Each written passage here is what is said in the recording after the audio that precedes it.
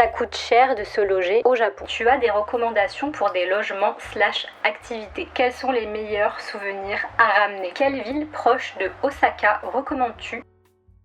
Bonjour à tous, j'espère que vous allez bien. Ça fait déjà 2 mois que je suis rentrée du Japon. Oh, le temps passe trop vite, c'est un truc de fou. Quand j'étais au Japon, je vous avais mis une petite FAQ sur Instagram. Vous avez été hyper nombreux à m'envoyer toutes vos questions que j'ai notées précieusement dans mon téléphone. Non, je ne vous ai pas oublié, mais la reprise a été fatale pour moi avec mes 2 boulots. Tout simplement, j'ai pas pris le temps de tourner cette vidéo. Comme on dit, mieux vaut tard que jamais. Donc, j'ai bien noté toutes vos questions et je vais y répondre de ce pas. Alors, il y en avait énormément. J'en ai retenu une vingtaine, qui est déjà plutôt pas mal. Mais en tout cas, si j'ai loupé des questions, n'hésitez surtout pas à les mettre en commentaire et je ferai peut-être une partie 2. C'est parti. Alors, pour resituer un peu le contexte, j'étais au Japon il y a 2 mois. C'était mon 5e voyage, mais mon premier voyage solo. Et c'était incroyable. Je vous ai d'ailleurs fait pas mal de vlogs sur ma chaîne et une vidéo qui explique pourquoi j'aime autant le Japon, quel est mon lien avec ce pays. Donc je vous invite à aller voir tout ça sur ma chaîne si ce n'est pas déjà fait. Pour vous expliquer un peu, je suis allée au Japon 5 fois, donc c'était mon 5e voyage. Le premier voyage de toute ma vie au Japon, c'était quand j'avais 15 ans. En fait, je prenais des cours de japonais au lycée. C'est assez incroyable parce que j'ai grandi en Ardèche, dans un trou un peu paumé. Et pourtant, on avait LV3 japonais. Donc je pense que le directeur du lycée était un très grand fan du Japon, très certainement, je ne sais pas. Mais voilà, tout a commencé au lycée. J'ai fait LV3 japonais. La 2e année d'apprentissage de japonais, j'ai fait un échange scolaire au Japon, à Nara. Et là, c'était incroyable. C'était mon premier voyage au Japon. Et c'est là où je suis tombée amoureuse du pays. Je vous explique un peu tout ça dans la vidéo qu'on vous mettra juste ici. En gros, j'avais une correspondante japonaise qui s'appelle Hiroko, que j'aime d'amour. Donc je suis allée chez elle pendant 2 semaines à Nara, chez sa famille, et je suis allée au lycée avec elle. Et l'année d'après, elle est venue chez moi en Ardèche pendant 2 semaines aussi, et elle est venue au lycée avec moi. Donc ça, c'était mon premier voyage. Ensuite, mon 2e voyage, c'était quand j'avais 18 ans. C'était en BTS, parce que j'ai fait un BTS commerce international. Il fallait choisir un pays pour faire un stage de commerce. Et bien évidemment, je ne rêvais que d'une seule chose, c'était de retourner au Japon. Donc j'ai trouvé un stage à Tokyo et j'y ai vécu pendant 3 mois et demi. Et là aussi, c'était incroyable. Ensuite, j'y suis retournée pour des vacances une 3e fois et une 4e fois il y a 2 ans avec ma famille. Et là, c'était incroyable parce que j'ai emmené ma mère et mes petits frères et c'était fou. Et donc voilà, il y a 2 mois, c'était ma 5e fois et c'était la première fois où je partais seule et c'était honnêtement le meilleur voyage. C'était tellement cool d'être seule là-bas. Honnêtement, c'était mon meilleur voyage. Voyager seule, trop bien, gros kiff. Donc voilà, maintenant que vous en savez un peu plus sur mon lien avec le Japon, on va pouvoir passer aux questions. Alors, question numéro 1. Tu as des recommandations pour des logements / activités? Alors, pour les logements, moi ce que je fais à chaque fois, c'est que je prends des Airbnb parce que j'aime bien vivre comme des Japonais vivraient. En fait, j'aime bien vivre chez eux pour vraiment être initiée à 100% dans le voyage et j'aime pas trop prendre des hôtels modernes. Je me dis qu'il faut vivre l'expérience à 100% et j'ai pas envie d'une chambre que je peux retrouver en France ou en Europe. Donc je prends toujours des Airbnb, des logements entiers, soit des appartements, soit des maisons traditionnelles. Je vous mettrai quelques photos aussi. Ensuite, j'aime bien prendre des ryokan. Alors les ryokan, c'est quoi? C'est des auberges traditionnelles japonaises. Elles sont souvent installées dans des lieux calmes, proches des onsen et des sources thermales. Généralement, on a des chambres avec des tatamis au sol. Et pour moi, c'est vraiment le logement pour vivre à 100% l'expérience culturelle du Japon. On dort dans des futons, donc au sol. Les repas sont souvent inclus, donc c'est vraiment des repas traditionnels japonais. Donc voilà, c'est un hébergement un peu plus haut de gamme et beaucoup plus authentique que je recommande. Donc si vous partez 10 jours par exemple, prenez au moins 1, 2, 3 nuits dans un ryokan pour vraiment vivre l'expérience à fond. Quand j'étais d'ailleurs à Tokyo, j'ai pris un ryokan, je vous mettrai des petites photos aussi. Il y avait un onsen privatif, donc il fallait réserver des créneaux de 30 minutes. J'avais ma petite chambre traditionnelle. Si vous avez vu ma vidéo sur mon dernier jour à Tokyo, vous savez de quoi je parle. Et je vous mettrai aussi le lien si ça vous intéresse en description parce que celui-ci, je le recommande vraiment à 100%. Et ce que j'ai bien aimé dans ce ryokan, c'est que à l'accueil, il y avait une salle en fait avec plein d'activités. On pouvait faire de la calligraphie, on pouvait faire, comment ça s'appelle? J'ai perdu le mot. Du kendama, vous pouvez faire du kendama. Il y avait des ateliers d'origami, il y avait des petites sucreries et du thé à disposition gratuitement aussi. Et vraiment le service était au top du top. Donc je vous recommande cette adresse. Pour ce qui est des activités, moi je vous recommande de vraiment faire des activités traditionnelles. Donc pourquoi pas un atelier de calligraphie. La première fois que je suis allée au Japon, c'est ce que j'avais fait. Je vous recommande aussi de faire des onsen. Alors n'ayez pas peur de vous mettre complètement nu devant d'autres personnes parce que en fait les gens ils s'en fichent là-bas. Ils sont tellement habitués, ils vont pas passer leur temps à vous regarder. Non mais je vous dis ça parce qu'en fait quand j'avais emmené ma mère et mes frères, mes petits frères n'avaient pas voulu faire de onsen parce que ils sont trop pudiques, ils avaient pas envie de se mettre à poil devant d'autres hommes, ce que je peux comprendre. Mais voilà, je trouve que c'est vraiment une expérience unique à vivre. N'hésitez surtout pas à en faire, donc soit dans vos logements si c'est inclus, soit n'hésitez pas à en réserver hors de l'hôtel, puis ça fait du bien. Ensuite, ce que je vous recommande vraiment de faire et ce que j'aime faire dans n'importe quel pays, c'est de réserver un cours de cuisine. Je trouve ça vraiment très cool d'apprendre à cuisiner un plat typique du pays où vous voyagez. Ça vous permet d'emporter ce souvenir avec vous à la maison et de le reproduire, préparer pour vos proches, pour votre chérie, pour vos amis, pour votre famille, et je trouve ça trop cool. Il y a 2 ans, j'avais pris un cours de cuisine pour apprendre à faire les sushis et c'était vraiment super, et maintenant je sais faire des sushis, je trouve ça trop cool. Bien évidemment, si vous aimez le matcha, réservez une cérémonie du thé matcha parce que vraiment je trouve que c'est l'activité à faire, même si vous aimez pas ça, parce que ça vous enseigne bien plus que ça. C'est un moment zen, c'est un moment de détente, c'est vraiment un moment pour soi que vous n'allez jamais oublier. Ça c'est ma recommandation, réservez une cérémonie du thé. Si comme moi vous aimez les jeux vidéo et les mangas et que vous allez à Tokyo, allez à Akihabara parce que c'est vraiment le quartier des geeks quoi en gros.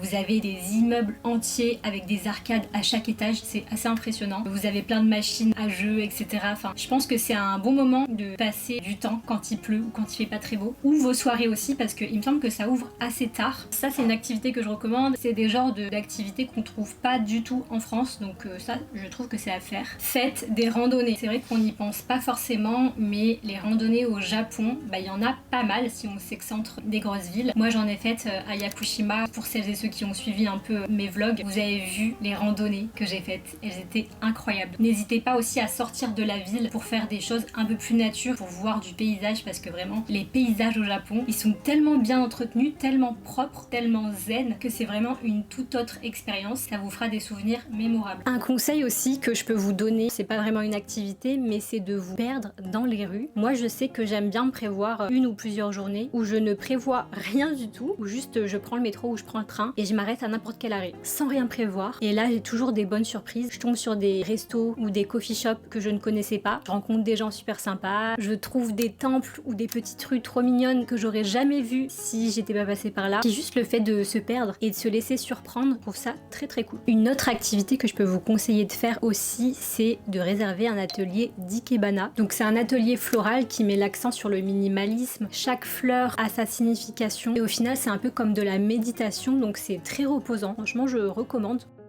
Question suivante, comment minimiser la facture du logement? Ça coûte cher de se loger au Japon. Alors premièrement, pour payer moins cher ses logements, ce que je vous recommande c'est de voyager en basse saison, c'est-à-dire d'éviter la saison des sakuras, c'est la saison des cerisiers en fleurs, donc d'éviter le printemps et d'éviter l'automne, c'est les périodes où il y a trop de monde. Il y a beaucoup trop de monde et les prix sont trop chers, que ce soit pour l'avion ou pour le logement. Bien évidemment, mon conseil c'est de préparer votre voyage suffisamment en avance, donc je dirais minimum 6 mois pour payer moins cher. Alors moi je le fais jamais, je voyage toujours 1 mois à l'avance. Et ça fonctionne aussi parce que parfois il y a des offres plutôt sympas en dernière minute. C'est vrai que j'ai économisé pas mal d'argent sur Booking en réservant genre 1 à 2 semaines avant. Donc bon, soit vous réservez suffisamment à l'avance pour économiser de l'argent, ou vous êtes team aventurier et vous réservez un peu en last minute pour avoir des offres promotionnelles. Si vous voyagez à plusieurs, prenez des Airbnb, des logements entiers. Moi je sais que certains logements m'ont coûté un peu plus cher parce que justement j'étais toute seule alors qu'il y avait de la place pour 3-4 personnes. Si vous êtes 3-4 par exemple, ça divise la facture du logement et vous payez moins cher. Pour vous donner un peu une idée, j'ai listé les logements que j'ai pris cette année avec les prix si ça peut vous intéresser. Le logement qui m'a coûté le plus cher, c'était à Yakushima. Ça m'a coûté 328 € pour 3 nuits. Donc ça revient à 109 € la nuit, sachant que c'était un hôtel de luxe et que Yakushima c'est une île excentrée, qu'il faut prendre un ferry pendant 3h30 pour y aller. Donc je trouve ça plutôt pas mal. 109 € pour un hôtel de luxe avec onsen, avec toutes les prestations d'un hôtel de luxe et sur une île, je trouve que c'est un très bon rapport qualité-prix. Ensuite à Tokyo, j'ai pris une nuit dans un ryokan, mais encore une fois, les ryokan c'est plus cher que les logements standards, ça m'a coûté 102 € pour une nuit. Donc là aussi je me suis fait plaisir, mais parce que vraiment je voulais vivre l'expérience à fond, et en plus il y avait un onsen privatif, donc je trouve que c'est plutôt pas mal. C'est un bon rapport qualité-prix. Là je me suis fait plaisir, voilà. Je trouve que quand ça dépasse les 100 € la nuit, mais qu'en contrepartie la qualité est là, les prestations sont là, notamment onsen, activités comme là il y avait dans le ryokan avec la calligraphie, tous les petits snacks à disposition. Je trouve que c'est un très bon rapport qualité-prix. Donc ça c'est vraiment les 2 logements où je me suis fait plaisir. Sinon à Kagoshima j'avais pris une nuit à 79 € et c'était un logement pour 4 personnes. 79 € pour une nuit pour un logement pour 4 personnes, ça fait même pas 20 € par personne. Donc c'est pour ça que je vous disais que si vous voyagez à plusieurs, ça divise la facture logement. Moi j'étais toute seule donc j'ai payé 79 € toute seule. Après je tiens à dire que à chaque fois que je voyage, j'aime bien me prendre des logements entiers pour moi toute seule par pur confort. Mais si je voulais payer encore moins cher, bien sûr que je prendrais des chambres chez l'habitant ou alors des Airbnb partagés avec d'autres gens. Mais moi je peux pas, je peux pas, surtout en voyageant toute seule, dormir avec des étrangers. Trop paranoïaque pour ça. Donc je préfère économiser pendant plus longtemps, payer plus cher, mais être toute seule en sécurité. Si vous êtes plusieurs, c'est bien, mais si vous êtes seul et que vous êtes comme moi, vous préférez dormir seul dans les logements, voilà les prix à peu près. Ensuite j'ai pris un autre logement, toujours à Kagoshima, qui m'a coûté 147 € pour 2 nuits, sachant que c'était un logement pour 3 personnes. Ça revient à même pas 50 € la nuit si vous êtes 3 personnes. Moi j'étais toute seule donc j'ai tout payé toute seule. Enfin je suis partie à Shizuoka et j'ai payé 95 € de nuit, sachant que le logement était pour 8 personnes. Donc autant vous dire que c'était donné. J'étais dans une ville un peu paumée. N'hésitez surtout pas à vous excentrer aussi si vous aimez bien voir de la campagne, je vous le recommande fortement. Donc vous voyez les écarts de prix selon les logements sont énormes. Donc c'est pour ça que vous êtes nombreux à m'avoir demandé un budget type pour voyager au Japon. Je ne peux pas vous le donner parce que ça dépend si vous voyagez tout seul, si vous aimez voyager dans quelque chose de plus confortable, de plus luxe, si vous êtes un peu plus route à dormir dans des logements avec des inconnus, si vous êtes plutôt team capsule et dormir dans des, vous savez, les toutes petits hôtels, la capsule. Moi je pourrais pas parce que je suis un peu claustro. Ça dépend vraiment de comment vous aimez voyager. Mais au moins vous avez un petit aperçu. Question suivante. Comment as-tu organisé le trip? Alors, rien de plus simple, ChatGPT les gars. Je lui ai donné les quelques villes que je voulais faire, la durée de mon voyage, la date d'arrivée, la date de départ. Il m'a fait un itinéraire sublime. Franchement, j'ai vérifié quelques trucs en ligne, mais c'est ChatGPT qui m'a fait mon itinéraire. Et honnêtement, on a de la chance d'avoir ChatGPT aujourd'hui parce que toutes les fois où j'ai voyagé, où j'ai passé des week-ends, des soirées entières à essayer de planifier mon voyage, ben là c'était pris en 1 heure. Les jeunes d'aujourd'hui, vous avez de la chance. Quelle ville proche de Osaka recommandes-tu hors Kyoto? Alors, je dirais Nara. C'est, je dirais, à 45 minutes d'Osaka en train et une journée ça suffit. Vous savez, c'est la ville où vous pouvez voir plein de cerfs en liberté, mais vraiment plein de cerfs, il y en a partout. Il y a pas mal de sanctuaires aussi. Il me semble que c'est gratuit. C'est vraiment une petite ville traditionnelle où vous pouvez vous balader. C'est très très très joli. Et sinon, si vous aimez le matcha comme moi, allez à Uji. Il me semble que c'est environ à 40-45 minutes d'Osaka en train. Et c'est une petite ville traditionnelle qui est pas trop connue, je pense. Et ça change un peu des villes classiques qu'on connaît déjà. Ça change des grandes villes. Voilà, ça fait petite ville traditionnelle, petit village tout mignon. Je recommande, voilà, Nara et Uji. Ça coûte combien à peu près un voyage de 2 semaines au Japon? Alors, comme je vous l'ai dit précédemment, c'est un peu compliqué d'estimer un budget pour ce type de voyage parce que ça dépend de combien de personnes vous êtes, du type de logement souhaité, si vous allez faire les grandes villes et si vous allez devoir acheter le JR Pass pour prendre le Shinkansen ou pas. Ça dépend de plein de facteurs en fait. Pour vous donner une idée de mon budget, bon, j'ai pas tous les prix, mais en gros l'avion m'a coûté 1300 €. Alors oui, c'est cher, mais parce que déjà d'une part, je m'y suis pris en last minute. Ensuite, j'ai pris un vol direct. Alors, quand j'étais étudiante ou plus jeune, je prenais des vols avec escale et ces vols-là étaient déjà à l'époque à 800-900 €. Aujourd'hui, je travaille, je vais pas au Japon tous les 4 matins, même si c'est déjà mon 5e voyage. Et du coup, je privilégie un peu le confort et le gain de temps. Donc, je préfère prendre des vols directs. Voilà, 1300 € pour l'avion. Le logement, ça m'a coûté en tout 751 € pour 9 nuits. Donc, en tout, j'en ai eu pour 2000 € pour le vol et le logement, en me faisant vraiment plaisir. Et ensuite, les restaurants, c'est pas très cher. La nourriture sur place, elle est pas très chère non plus. Si vous avez suivi mes vlogs, je vous ai mis des petits prix parfois des repas que je prenais. C'est vraiment pas cher. Ensuite, ce qu'il faudra prévoir, c'est le JR Pass si vous en avez besoin, c'est-à-dire si vous faites plusieurs villes, si vous faites les grandes villes, Tokyo, Kyoto, Osaka et bien d'autres. Et là, encore une fois, ça dépendra de si vous avez besoin du pass pendant 7 jours ou pour 14 jours. Dans mon cas, j'en avais pas besoin, donc je l'ai pas pris. Et j'ai pris des tickets de train à l'unité à chaque fois. Donc voilà, j'ai pas le budget classique, mais prenez en compte qu'un voyage au Japon c'est coûteux et qu'en plus de ça vous allez vouloir tout acheter là-bas, vous allez revenir avec une valise de souvenirs, donc prévoyez le budget et faites-vous plaisir parce que c'est pas le genre de voyage que vous allez faire tous les 4 matins.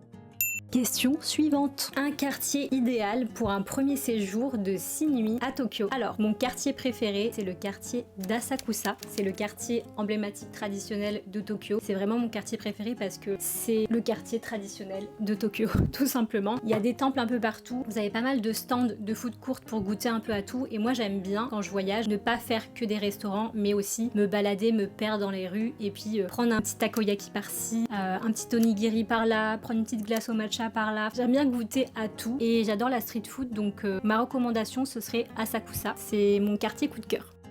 Quels sont les endroits à voir absolument au Japon? Alors, oui, c'est vrai que j'ai voyagé plusieurs fois au Japon, mais je ne connais pas le Japon par cœur. J'ai encore tellement de villes et de préfectures à les visiter. Mais je dirais que pour un premier voyage, il faut faire les villes classiques, le circuit un peu classique, c'est-à-dire Tokyo, Kyoto, Osaka et puis le mont Fuji. Je pense que pour un premier voyage de 2 semaines, et c'est ce que je ferai aussi, et c'est ce que j'ai fait quand j'ai emmené ma mère et mes frères, et ils ont adoré. Et en 2 semaines, il y a suffisamment le temps de visiter toutes ces villes sans être pressé. Je trouve que ça sert à rien de visiter trop de villes et de se stresser à courir partout parce qu'on prend pas le temps, on profite pas. Moi je suis plutôt partisante de faire moins d'activités, moins de villes, mais de profiter, de prendre plus le temps. Voilà. Et pour un deuxième voyage, moi je recommande vraiment d'aller dans la préfecture de Kagoshima parce que c'est un peu plus nature. Il y a un volcan à voir, le volcan de Sakurajima, il y a plein de super onsen, il y a plein de superbes randonnées et il y a Yakushima aussi, on peut y accéder en ferry. Il y a des plages sublimes, c'est vraiment le point nature. Si vous aimez tout ce qui est nature, randonnée, montagne, plage, bah c'est le bon endroit en fait. Je vous recommande d'aller dans le sud du Japon si c'est votre 2e ou 3e voyage. Comment tu fais pour apprendre le japonais d'une manière appliquée et efficace? Depuis quand étudies-tu le japonais? Est-ce que tu parles couramment japonais? Alors non, je ne parle pas couramment japonais. Je vous ai déjà un peu expliqué tout à l'heure, mais au lycée j'ai fait LV3 japonais. Donc j'ai appris le japonais pendant 2 ans. Ensuite, j'ai fait une 3e année en candidate libre. En tout, j'ai fait 3 ans. Mais ça, c'était il y a 10 ans. Depuis, j'ai gardé les bases, à savoir les 2 alphabets, donc les hiragana et les katakana. Je connais encore quelques kanji, mais c'est vrai que j'avais oublié pas mal de vocabulaire. C'est pourquoi cette année j'ai repris mes cours de japonais à l'école Espace Japon sur Paris. Si vous n'êtes pas sur Paris, vous pouvez prendre vos cours à distance. Moi c'est ce que je fais. Au début j'y allais sur place et maintenant je les prends à distance en visio et c'est très très bien comme ça. J'ai mes 2 petits livres et mes 2 petits carnets d'exercices. Ce qui fait bizarre c'est que on a des devoirs et du vocabulaire à apprendre toutes les semaines. Donc moi je fais 3 heures par semaine. C'est super franchement, mais il faut le temps. Ça fait de la charge en plus dans son quotidien, mais si vous êtes passionné, bah, ce sera un plaisir pour vous de prendre ces cours et de faire ces devoirs et d'apprendre ces leçons. Un tips que je peux vous donner, c'est que moi je prends mes cours en particulier. Je préfère avoir des cours toute seule avec la prof parce que je trouve que je progresse beaucoup plus vite que dans une classe avec d'autres personnes. Et un tips que je peux vous donner, c'est que moi j'ai payé ma formation sur le compte CPF. Vous savez, c'est le compte personnel de formation et on cumule de l'argent toutes les années, enfin tous les ans, et on peut utiliser ses droits, enfin on peut utiliser son argent pour financer des formations. Sauf que depuis peu, il faut payer. Je crois que j'ai payé 100 € pour pouvoir utiliser mes droits. Un peu bizarre, mais bon, voilà, n'hésitez surtout pas si vous voulez apprendre une langue à financer vos cours avec votre compte CPF. Grâce aux cours que j'ai repris cette année, c'est vrai que je me suis plutôt bien débrouillée au Japon. J'ai pu communiquer sans problème, commander au restaurant avec mes hôtes d'hébergement dans les hôtels ou pour mes Airbnb. Dans le taxi, à la gare, je suis hyper fière de moi. Enfin, j'ai pas honte de le dire, mais je suis trop fière de moi, honnêtement. J'ai pu communiquer. Alors facilement, oui et non, je pouvais faire des phrases, je pouvais comprendre aussi. Et ça, c'était très cool. Et ce qui est marrant, c'est qu'à chaque fois que je rencontrais des japonais et que je parlais en japonais avec eux, ils me comprenaient et ils me disaient que j'étais super douée, donc ça me motivait encore plus. Et ce qui m'aide aussi pas mal, c'est de regarder des mangas, des animés, des dramas. Récemment, j'ai repris l'animé Nana et ça m'aide aussi pas mal parce que je trouve que c'est un japonais qui est très très facile et compréhensible. J'ai repris aussi pas mal d'animés, de mangas sur Netflix en sous-titré français, ça m'aide énormément. Je suis à 2 doigts de reprendre Anayori Dango. Là, je suis vraiment en mode nostalgie de mes années de lycée. Et sinon, sur mon téléphone, j'ai l'application Lingo. Quand j'ai un petit moment, quand je suis dans le train ou dans le métro, j'aime bien faire quelques petits exercices. C'est un peu ludique, je trouve. En fait, c'est une façon complémentaire d'apprendre le japonais. Un tel voyage est-il possible sans comprendre un mot de japonais? Alors oui, carrément, et je vais vous dire pourquoi. J'ai emmené ma mère et mes frères qui ne parlent pas un mot de japonais et presque pas de mots en anglais, et ils se sont très bien débrouillés, que ça soit avec moi ou tout seul. Alors il faut savoir que le Japon est très bien organisé, il y a pas mal de menus en anglais, les indications dans les transports en commun sont très bien détaillées, c'est en anglais. Et je vais vous donner un exemple. J'avais pris un Airbnb dans un endroit un peu reculé vers Shizuoka. C'était un petit papy qui était propriétaire de la maison que j'avais louée et il ne parlait pas un mot d'anglais. Il avait une application sur son téléphone et puis il parlait et il me montrait comme ça. Et on a communiqué comme ça pendant tout le voyage et ça s'est très bien passé. Un tip que je peux vous donner aussi, si jamais vous allez dans un restaurant où il n'y a vraiment pas de menu en anglais, c'est de prendre votre téléphone et de prendre une photo. Et sur l'iPhone, en fait, il y a une petite touche traduire et ça vous traduit un peu quelques mots. Donc, parfois, c'est un peu approximatif, mais si vous mangez sans gluten, vous mangez pas de lactose, vous mangez pas de porc, ça vous permet au moins de détecter quelques mots et de pouvoir commander. Je pense qu'en 2025, oui, n'importe qui peut aller au Japon et se faire comprendre grâce à la technologie et ça, c'est plutôt cool.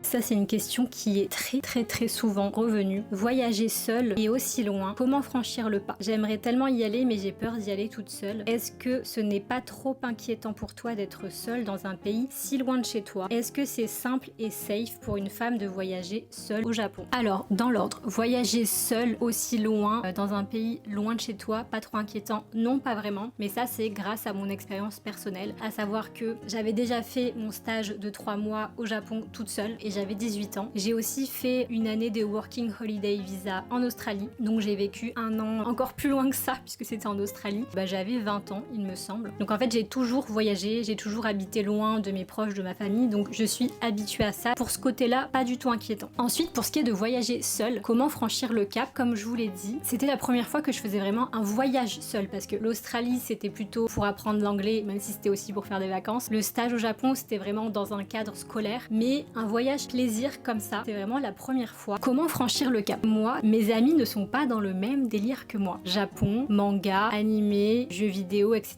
Je suis un peu la seule de mes copines dans ce délire-là. Mon copain n'aime pas prendre l'avion, je vais pas le forcer à prendre l'avion, c'est ok pour moi. Et en fait, je vais pas passer ma vie à attendre derrière les gens pour profiter de ma vie, parce que la vie, elle est beaucoup trop courte pour avoir à dépendre auprès des gens. J'ai mis du temps à comprendre ça et à le réaliser, mais ça a vraiment été mon déclic. Je vais pas me priver parce que d'autres personnes n'ont pas les mêmes intérêts que moi. Vous voyez ce que je veux dire? Autre chose, c'est que on n'a pas tous le même boulot, on n'a pas tous les mêmes congés, les mêmes plannings. S'il faut à chaque fois devoir s'adapter au planning de chacun, finalement tu te prives sur pas mal de choses dans ta vie. Donc il se trouve que là, moi j'avais la possibilité de poser 2 semaines de congé. Mon copain, lui, pas vraiment. Alors lui, il peut pas trop poser hors période estivale et de Noël. Ma famille, il travaillait aussi. Mes frères avaient pas économisé assez à ce moment-là. Il y avait personne qui pouvait partir avec moi et moi j'avais très envie d'y aller, surtout que la période fin mai début juin, c'est vraiment la période hyper calme au Japon. Donc c'est calme, il y a personne, c'est pas cher et en plus le yen était hyper avantageux. En fait, il y avait que des points positifs. Donc je me suis dit, tu sais quoi, je vais prendre mes billets, je vais y aller. Et en fait, ce qui est drôle, c'est que je l'aurais pas fait dans n'importe quel pays. En fait, le Japon, c'est le seul pays où vraiment je me sens en sécurité en tant que femme et c'est pourquoi j'ai franchi le cap.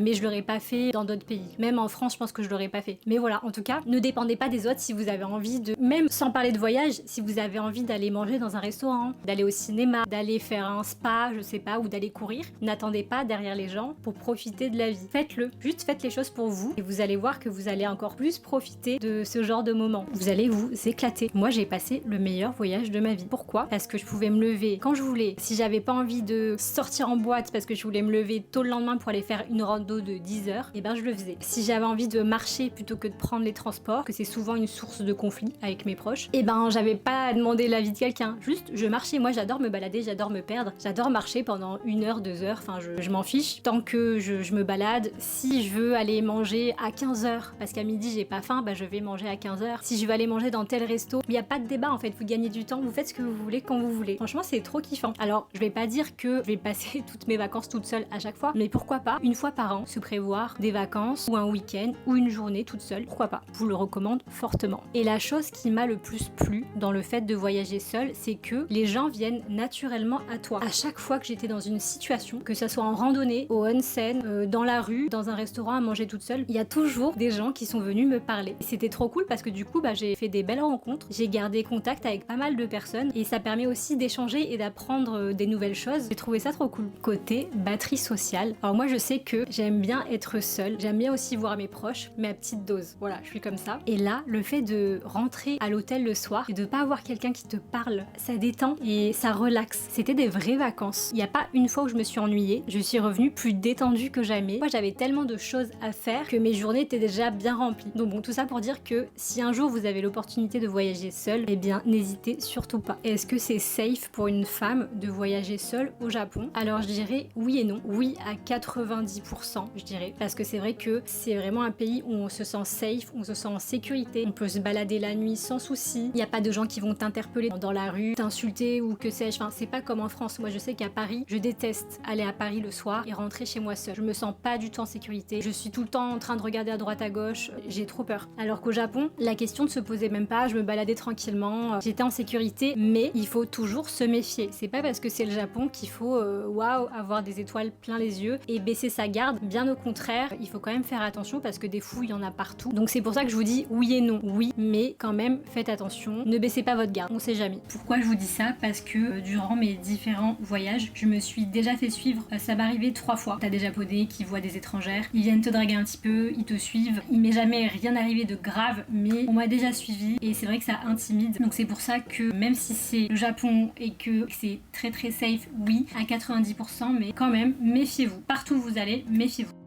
Cette question m'intéresse plutôt pas mal. Quel est le meilleur matcha que tu aies goûté au Japon so far? Alors, je l'ai dans un sac ici. Non, il est au frigo. Ça, c'est le meilleur matcha que j'ai jamais goûté. Celui-ci, je l'ai acheté à Shizuoka, au musée du thé. Et vraiment, il est excellent. En plus, il m'a coûté vraiment pas cher. Moins de 10 €, c'est sûr. Pour vous dire, hein, j'en ai acheté 2 paquets. Donc lui, je l'ai presque terminé. Donc je vais bientôt ouvrir celui-ci. Il a un vrai goût de matcha. Déjà, il a une couleur magnifique, bien verte. Il a une odeur un peu grillée, un peu gourmande, un peu de noix. Et il est légèrement sucré. Franchement, je le bois comme ça avec de l'eau. Même pas besoin de lait. Il est excellent. Est-ce un pays baby-friendly selon toi? Alors, je dirais que oui, parce que dans toutes les gares et les centres commerciaux, il y a pas mal d'espaces bébés. Je sais aussi qu'il y a pas mal d'endroits où ils prêtent des sièges bébés ou des poussettes, donc ça c'est plutôt cool. Et dans les restaurants, c'est agencé spécialement pour les bébés, donc vraiment, je dirais que oui. La seule chose à laquelle je pense, c'est qu'il y a pas mal de temples au Japon avec plein d'escaliers, donc pensez à prendre des portes bébés, ça pourrait être pratique. As-tu pour projet d'y habiter? Tu ne rêverais pas de t'y installer ou au moins d'y vivre quelque temps? Alors, écoutez, la réponse va peut-être vous choquer, mais non, je pense pas. En fait, j'adore le Japon. J'aimerais bien y aller chaque année, au moins une fois par an. J'ai ce besoin en moi d'y retourner. Je sais qu'il y a un syndrome, il y a le nom d'un syndrome qui circule autour du Japon qui dit que si tu vas au Japon une première fois, tu vas forcément avoir envie d'y retourner again and again. C'est ce qui s'est passé. La première fois que j'y suis allée, ça m'a tellement piqué. J'ai eu tellement un énorme coup de cœur que, regardez, c'est mon 5e voyage et j'ai déjà envie d'y aller. Je suis déjà en train de planifier mon 6e voyage. C'est très grave. Pourquoi je ne m'y verrais pas y vivre? Tout simplement parce que j'y ai déjà vécu pendant 3 mois et demi quand j'avais fait mon stage de commerce à Tokyo. Alors oui, c'était extraordinaire, mais j'avais quand même le mal du pays. J'avais envie de rentrer. Je saurais pas vous l'expliquer. Pourtant, j'aime tout sur le Japon, mais la France me manquait. J'avais envie de rentrer. Donc après, les choses étaient différentes parce que d'une part, j'étais étudiante, donc je ne gagnais pas d'argent, donc je pouvais pas faire tout ce que je voulais. Puis j'étais très jeune aussi, j'avais 18 ans, donc peut-être que les choses changeraient aujourd'hui, je ne sais pas. Pourquoi pas y aller régulièrement, mais y vivre, je pense pas. C'est trop différent, puis malgré tout, je suis bien dans ma routine au quotidien ici. Est-ce que 2 semaines c'est suffisant pour visiter le Japon en faisant plusieurs villes? L'itinéraire idéal pour un premier voyage. Alors ça j'y ai déjà répondu, mais pour moi, alors oui c'est largement suffisant d'aller au Japon 2 semaines pour un premier voyage. Et pour moi, le meilleur itinéraire ce serait de faire Tokyo, Kyoto, Osaka, Nara et le Mont Fuji. Voilà, c'est le circuit parfait selon moi. Et de prendre le JR Pass pour 7 ou 14 jours. Ça dépendra de votre itinéraire. First time en septembre, honeymoon. Ouh, félicitations. On aime aventure, culture, gastronomie, plage. Tips. Alors, c'est exactement la région où j'étais il y a 2 mois, à savoir la préfecture de Kagoshima. Là, il y a tout ce dont tu as besoin. Il y a la plage, il y a les randonnées, il y a la gastronomie et il y a l'aventure. je vous conseillerais vraiment de planifier 2 semaines minimum dans la préfecture de Kagoshima et de prévoir, je dirais, au moins 3 nuits sur l'île de Yakushima parce que c'est vraiment paradisiaque et je pense que c'est parfait pour une lune de miel.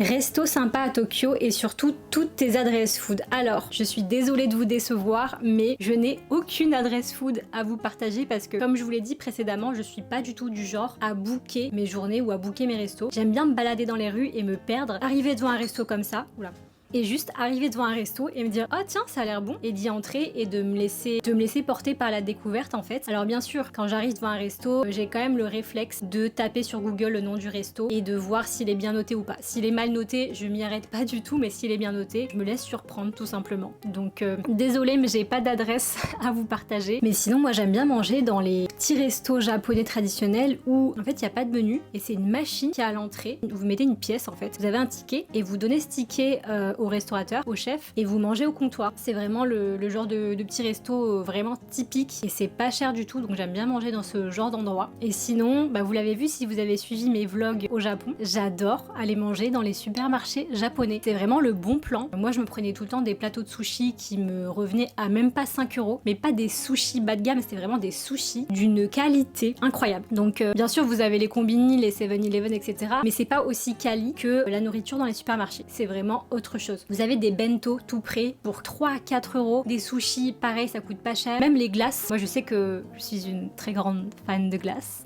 c'est dit, et j'adore aller m'acheter des glaces au supermarché. Mais pas besoin d'aller dans des restaurants hyper fancy, etc. Vous allez dans des petits restos, dans les petites rues, et tant que c'est japonais et traditionnel, ce sera forcément bon. Je n'ai jamais eu une mauvaise expérience culinaire dans un restaurant au Japon. C'était toujours trop bon à chaque fois, vraiment. Il faut bien réserver en avance. Alors ça aussi j'y ai déjà répondu, donc oui et non. Oui, si vous réservez suffisamment à l'avance, vous pouvez tomber sur des prix intéressants. Mais à côté de ça, si vous avez la possibilité, la chance de booker votre voyage en last minute, là aussi vous pouvez avoir des très bonnes surprises. Donc oui et non. Quelle est l'expérience, le moment le plus touchant que tu as vécu lors de ce voyage? Alors, pas forcément lors de ce voyage, mais j'ai plusieurs moments de ce type à vous raconter. Ça part en story time. Un moment qui m'avait marqué au Japon, je pense que c'était mon 3e voyage. J'étais partie faire des courses au 7-Eleven et en fait, à la caisse, il y avait une espèce de loterie. Il y avait un bocal avec des tickets, il fallait piocher un ticket. C'était des tickets gagnants et perdants. Donc le caissier me demande d'en prendre 3. J'en prends 3. Et en fait, si c'était tous perdants, le caissier, il était tellement triste pour moi qu'il s'est excusé plein de fois. Il était en mode oh là là, sumimasen, sumimasen. Il était tellement gêné pour moi qu'il a pris mes tickets, il les a remis dans le bocal et il m'a dit prends un autre ticket quoi. Et on a fait ça jusqu'à que je tombe sur un ticket gagnant. Je trouvais ça adorable parce que ce genre de choses n'arrive jamais en France. En France, tu prends ton ticket, t'as perdu, tu rentres chez toi et voilà quoi. Je trouvais ça trop mignon. Et du coup, il m'a fait piocher 3 tickets gagnants. C'était pour prendre des produits au 7-Eleven où j'avais pris une glace, des gâteaux, des chips, des trucs comme ça. Mais j'ai trouvé ça trop mignon et inattendu. Une autre histoire, ça c'était il y a 2 ans quand j'étais partie au Japon avec ma mère et mes frères. On était dans un logement où il y avait des cafards. En fait, la propriétaire de la maison, elle venait tous les jours faire un peu de ménage et elle s'était rendue compte qu'on avait utilisé vous savez, les pchit-pchit anti-insectes. Et elle était tellement gênée qu'elle était partie nous offrir un melon. Alors il faut savoir que les fruits au Japon, c'est très très cher. Alors ça dépend lesquels, hein. Il y en a qui sont pas très chers, genre les bananes, pas très chères, mais le melon, c'est vraiment très cher et c'est un fruit qu'on offre en tant que cadeau. Et du coup, on était rentrés un soir avec un melon mais emballé et c'était un cadeau pour nous pour s'excuser. J'ai trouvé ça vraiment touchant, ça m'a gêné mais à la fois trop mignon aussi. Enfin, les Japonais ils sont tellement pleins de petites attentions comme ça, ils veulent tellement te faire plaisir et comme on n'a pas l'habitude de ça en France, hein, il faut se le dire, c'est un peu déconcertant mais ça fait plaisir. Et sinon, la fois où j'y suis allée, donc cette année, j'étais dans un logement à Shizuoka et c'était un vieux monsieur qui avait la maison et il était vraiment aux petits soins. Il est venu me chercher à la gare en voiture, on a discuté en japonais sur le chemin, j'étais trop contente de lui parler en japonais. Il m'a dit tu fais quoi demain, etc. Donc je lui ai expliqué que je voulais aller visiter le musée du thé. Et il m'a dit mais non mais demain il pleut, comment tu vas faire pour y aller? Et je lui ai dit bah je vais prendre le train, c'était à 20 minutes à pied, hein. Franchement 20 minutes à pied il y avait la gare et ensuite il y avait peut-être 20 minutes de train, quelque chose comme ça. Il m'a dit non mais tu vas pas marcher jusqu'à la gare, ça va te fatiguer, tu viens déjà de prendre l'avion. Il pleut en plus, donc il voulait absolument m'emmener en voiture, donc il m'a emmené et ensuite il m'a demandé est-ce que tu veux que je t'attende? de la journée dans la voiture et j'étais trop gênée. Donc là je lui ai dit non mais c'est pas la peine de faire d'autres choses etc. Mais tout ça pour dire que la plupart des Japonais sont tellement attentionnés que c'est trop mignon. Il y a une autre histoire d'ailleurs qui me revient. Ça c'était la fois où j'y étais avec ma mère et mes frères. On était allés manger dans un restaurant de ramen, vous savez où il y a le bar, il y a le comptoir, vous commandez, vous mangez face au chef. Et ce jour-là c'était à Tokyo, il pleuvait des cordes et donc on le remercie à la fin pour le repas parce que c'était vraiment excellent. Je lui sors quelques phrases en japonais pour me la péter un petit peu. Il était tellement surpris et tellement heureux que je fasse l'effort de parler en japonais. Il me dit attends-moi ici, je reviens. Et de là il sort de sa réserve avec 2 parapluies, vous savez les parapluies transparents, tout neuf. Il en donne un à ma mère, un à moi et il me dit tiens c'est un cadeau du Japon que tu pourras emporter en France. Et c'était trop mignon. Et je suis d'ailleurs dégoûtée parce que la semaine dernière on m'a volé ce parapluie à la salle de sport. J'ai demandé à avoir accès aux caméras de surveillance mais apparemment il faut porter plainte auprès de la police pour ça donc voilà, je suis trop deg parce que ce parapluie avait vraiment une valeur sentimentale pour moi. Voilà, pour les petites histoires qui m'ont touchée au Japon. Ma question préférée, quels sont les meilleurs souvenirs à ramener? Alors, il faut savoir que, comme je vous l'ai dit, je suis rentrée du Japon il y a déjà 2 mois. Donc il y a pas mal de choses qui ont été consommées. Tout ce qui est un peu food, j'ai presque tout mangé. Il m'en reste quelques-uns que je peux vous montrer. Donc, pour la partie cosmétique, j'ai bien évidemment ramené des masques visage. Donc j'ai ramené celui-ci. Alors celui-ci, on le voit un peu partout, hein. Vous avez certainement dû le voir. Et je l'ai d'ailleurs aussi ramené en format liquide comme ça. J'en ai acheté 2 comme ça. Je les ai d'ailleurs pas encore testés, mais c'est des masques au riz et vous connaissez mon amour pour le riz dans les produits cosmétiques pour les cheveux ou la peau. 2 masques comme ça. J'ai pris donc les mêmes en tissu. Moi j'adore les mettre au frigo et les matins m'en mettre un sur la face. Ça fait trop du bien. J'adore. Ensuite j'ai pris celui-ci aussi et celui-ci. J'en ai un au frigo aussi d'ailleurs. J'ai pris celui-ci aussi. Je me suis pas mal renseignée sur TikTok pour les marques à choisir et aussi grâce à ChatGPT parce que quand vous arrivez dans les boutiques au Japon, vous avez des rayons de masques entiers. J'ai passé 1 heure à choisir quel masque acheter et j'en ai ramené énormément mais j'en ai déjà utilisé pas mal parce que je pense que je dois en mettre tous les 3 jours, enfin ça me fait du bien. Ensuite j'ai ramené, vous savez, la fameuse poudre pour le visage qui se présente comme ça. Vous avez certainement... Oula! Vous l'avez certainement déjà vu sur les réseaux. C'est une petite poudre matifiante. Vous avez le petit coussinet, hop hop hop. Elle est vraiment très bien, elle est parfumée, ça sent trop bon. J'ai pris aussi, vous voyez cette marque, elle circule un peu partout aussi sur les réseaux. Vous avez le mascara et l'eyeliner, donc j'ai pris les 2. Honnêtement le mascara, j'ai vu tellement de vidéos circuler sur ce mascara sur TikTok et sur moi il marche pas. Donc je ne le valide absolument pas. J'aime pas du tout les cils qu'il fait, en fait il les regroupe entre eux, ça fait pas très propre. Je le rachèterai pas et l'eyeliner je l'ai pas encore testé. Donc si ça vous intéresse, je vous dirai s'il est bien ou pas. J'ai pris aussi des petits pansements Pikachu, voilà. J'ai hâte de me blesser pour les mettre. Non, je rigole. Ils sont trop mignons. Là, vous avez un petit aperçu de ce qu'il y a dans la boîte. J'ai aussi pris cette crème solaire et je vais l'utiliser en vacances. Je l'ai vu circuler aussi un peu partout. De toute façon, tout ça, j'ai acheté dans le magasin Don Quijote. Vous en avez un peu partout. Et si vous y allez, préparez votre porte-monnaie parce que vous allez vouloir tout acheter. Pour ce qui est de la vaisselle, j'ai acheté ces 2 tasses que je trouve vraiment magnifiques, que j'ai payé vraiment pas cher. Je les ai achetées à l'aéroport. Ah oui, ça c'est un tips que je peux vous donner aussi. Si vous n'avez pas eu le temps d'acheter vos souvenirs, qui m'étonneraient fortement, sachez qu'à l'aéroport, c'est les mêmes prix et vous avez plein de souvenirs. Alors les masques, j'aurais pu les acheter à l'aéroport. Ces tasses, je les ai achetées là-bas. Vous avez plein de choix, tout ce qui est coffret de nourriture, chocolat au matcha, etc. Coffret à offrir en fait. À l'aéroport, vous avez tout ce qu'il faut. J'ai aussi acheté cette petite vaisselle, c'est pour mettre les sauces que j'ai trouvé trop mignonne. J'ai acheté ça à Tokyo, dans le quartier de Asakusa. J'ai pris aussi ça, j'ai trouvé ça trop mignon. C'est un porte-chasen, c'est un porte-fouet à matcha. Attendez, je vous montre. Donc ça se présente comme ça et vous mettez votre fouet. Voilà, trop mimes.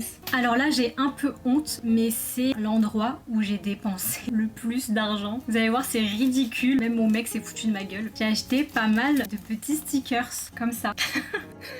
Dès que je vais au Japon, j'en ramène des tonnes et j'en colle partout. J'en colle autour de mon PC, sur mon téléphone, sur mon casque de ski. J'adore. Un petit onigiri comme ça. Naruto. Voilà, on a pas mal de Pokémon aussi. J'ai pris Carapuce, Itachi, encore Naruto. J'ai pris Eren, Luffy, Levi, Zoro. Bon, j'en ai pris plein d'autres, hein, mais bon, vous avez compris. J'ai pris des vêtements aussi. Attendez. Alors ça, je les ai pris au Uniqlo. J'ai pris des petits t-shirts pour bébé, pour une amie qui vient d'accoucher. Franchement, si j'avais des gosses, j'aurais acheté ça pour eux. Et j'ai pris aussi celui-ci que je trouve trop mignon. Voilà, j'ai hâte de lui donner. J'espère qu'elle verra pas la vidéo avant.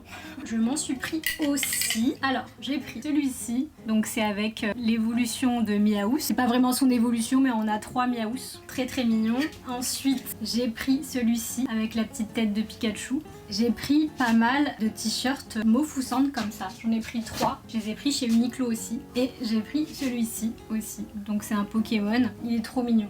Donc voilà. Et la meilleure partie, j'ai nommé la food. Donc pour la food, on a pas mal de choses. On a le matcha dont je vous ai parlé, j'en ai pris 2 sachets de 30 grammes.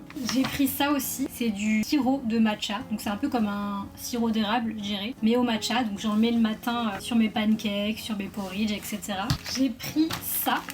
En fait, c'est des crackers de riz épicés. Et ça, c'est un japonais que j'ai rencontré lors d'une randonnée qui en avait et qui m'en donnait à grignoter. Et c'était excellent. Et il m'a dit ça, il faut que tu le ramènes en France. C'est vraiment très très bon. Et ça, c'est un tips que je peux vous donner aussi. Si vous voulez ramener des petites choses à grignoter pour l'apéro ou de la nourriture, ne vous ruinez surtout pas dans les boutiques spécialisées. Allez au 7-Eleven ou dans les supermarchés. Moi, c'est ce que j'ai fait. Et vous pouvez ramener des petits snacks typiques et pour vraiment pas cher. J'ai ramené ça, c'est de la farine de Kinako, je sais pas si vous connaissez, mais en gros c'est de la farine de soja grillée et c'est excellent. Pour trouver ça parfois autour des daifuku ou dans des desserts et j'ai très envie de faire un tiramisu Kinako Anko, donc avec de la pâte de haricots rouges, ça va être excellent. Suivez-moi sur Insta parce que la recette risque d'arriver très prochainement. Je pense à la rentrée je tournerai cette vidéo. Bien sûr j'ai acheté du furikake, celui-ci il est au wasabi et pareil ça je l'ai acheté en supermarché. Achetez vos souvenirs au supermarché.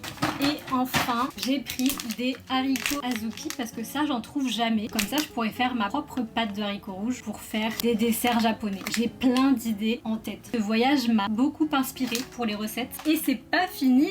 J'ai pris, est-ce que vous connaissez ça? C'est des chips au chocolat au matcha. Alors elles existent aussi au chocolat au noir. Moi j'ai pris chocolat matcha. Mais en fait c'est assez déconcertant parce que ça a le goût d'une chips. Donc ça a un goût légèrement salé. Mais aussi sucré. Donc c'est un sucré salé. Comme il y a le chocolat autour. Je vais me faire un plaisir de faire une dégustation rien que pour vous. Ah bah tiens j'en ai pris 2. Quel dommage. Là c'est un peu blanc parce que je les ai mises au frigo parce qu'il fait très chaud et que ça fond très vite. Mais en gros voilà, des chips tout simplement enrobés de chocolat. Et ça je les ai achetés à l'aéroport. C'est trop bon. C'est très dangereux franchement. Je m'arrête là, sinon je vais dégommer le paquet. Ensuite, j'ai pris ça. Alors ça, c'était ma révélation de ce voyage. Ça, je les ai achetés à l'aéroport aussi. Mais ils en vendent aussi dans les 7-Eleven. C'est des amandes enrobées de chocolat au matcha, tout simplement. Comme on peut avoir chez nous. Et bien là, c'est la même chose, mais au matcha. Ça se présente comme ça. Trop bon. J'en mange une dernière, juste pour vous montrer l'intérieur. Vous avez compris, il y avait une amande dedans, bah je l'ai mangée. Ensuite, j'ai acheté ça. Alors, j'ai vu toutes les saveurs possibles et inimaginables de Kit Kat au Japon. Mais celle-ci, c'est la première fois que je les vois. C'est des Kit Kat au wasabi. Donc pareil, c'est assez déconcertant parce que ça a un goût sucré avec le chocolat blanc, mais ça a un goût légèrement piquant en bouche à la fin. Bon, je vais pas en manger un là parce que sinon, je vais clairement plus avoir faim pour le dîner de ce soir. Kit Kat au wasabi, très bon.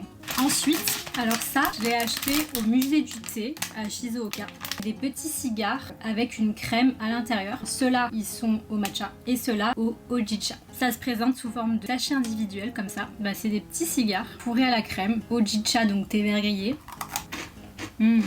Et la même chose avec une crème fourrée au matcha. Avec une crème au matcha plutôt. Et la dernière chose que j'ai acheté, c'est ça. Donc pareil, j'ai acheté au musée du thé à Shizuoka. C'est une tablette de chocolat. Vous avez différents pourcentages de matcha et vous avez du hojicha aussi. Vous voyez, c'est un petit coffret et vous avez plusieurs morceaux de chocolat avec un pourcentage différent. Donc du moins fort au plus fort. Et je peux vous dire que moi, j'adore le matcha. Même le matcha pur, je le bois, j'adore ça. Mais celui-ci là, le chocolat le plus foncé, le plus fort en matcha, il a un goût très amer. Ça équivaut à un chocolat noir à 100%. Mais voilà, c'est une belle découverte, je trouve que c'est plutôt sympa à ramener. J'ai coupé ma caméra, mais un truc que j'ai complètement oublié de vous montrer, que j'ai ramené du Japon, c'est ces petits porte-baguettes en forme de maillot Kewpie. Je les trouve trop mignons, voilà. Achat inutile mais mignon. eh bien on est sur une fin de vidéo. J'espère qu'elle vous aura plu. Si c'est le cas, n'hésitez surtout pas à la liker, à la partager et abonnez-vous surtout. Si vous avez d'autres questions sur le Japon ou mes voyages au Japon, n'hésitez surtout pas à me le dire en commentaire et je me ferai un plaisir de vous répondre. J'étais super contente de vous tourner cette vidéo et de vous partager un peu la passion que j'ai avec ce pays, de vous donner quelques tips. J'espère que ça va vous aider et vous inspirer pour votre prochain voyage. J'espère aussi que vous allez vous motiver à partir en voyage seul parce que c'est vraiment trop bien. Prenez soin de vous et je vous dis à très vite pour une nouvelle vidéo. Bisous!